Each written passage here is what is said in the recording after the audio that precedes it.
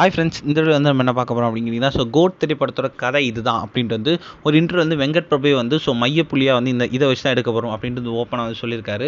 நம்ம தளபதி விஜய் நடிப்பில் பிரம்மாண்டமாக ஒரு இருக்க திரைப்படம் பார்த்தா கோட்ஸ். இந்த திரைப்படத்தை வந்து வெங்கட் பிரபு இயக்கிருக்காரு, யுவன் சங்கர் ராஜா தான் இசையமைச்சிருக்காரு. இந்த திரைப்படத்தில் வந்து நம்ம தளபதி விஜய் கூட சேர்ந்து வந்து ஒரு ஸ்னேகா, லைலா, மீனாட்சி, பிரபுதேவா, பிரசாந்த், மோகன், இதுமாரி ஏகப்பட்ட திரைப்பிரபலங்கள் வந்து திரைப்படத்தில் நடிச்சிருக்காங்க.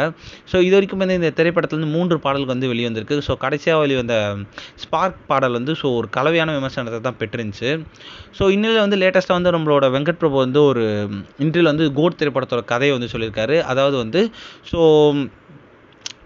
நிறைய பேர் வந்து என்ன கேட்டாங்கன்னா, நம்மளோட வெங்கட் பிரபு கிட்ட கோட் திரைப்படத்தோட கதை வந்து இன்டர்நெட்டில் வந்து உலாவிக்கிட்டு இருக்கு. அதை பற்றி என்ன நினைக்கிறீங்க அப்படின்றத அவர்கிட்ட கேட்டதுக்கு, அதுக்கு நம்மளோட வெங்கட் பிரபு வந்து அதுக்கு நானே வந்து கதையோட கருவை சொல்லிடுறேங்க அப்படின்ட்டு வந்து அவரே சொல்லியிருக்காரு. அதாவது சாட்ஸ் அப்படின்ற ஒரு பேரில் வந்து ஒரு ஸ்பெஷல் ஆன்டி டெரர் ஸ்குவாட் வந்து இருக்காங்களாம். ரா அமைப்போட ஒரு யங்ஸ்டர்ஸ் வேலை பார்க்குற குரூப்பாக அது.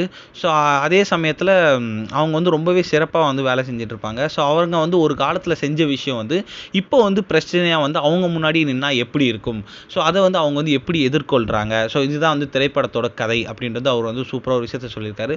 ஆனால் ரசிகர்கள் வந்து இது வந்து டைம் மிஷின் படமாக இருக்குமா அப்படின்றது நிறைய கேள்விகள் எழுப்பிட்டு இருக்காங்க. அதற்கெல்லாம் பதில் வந்து இன்னும் கொஞ்ச நாளில் தெரியப்படும்.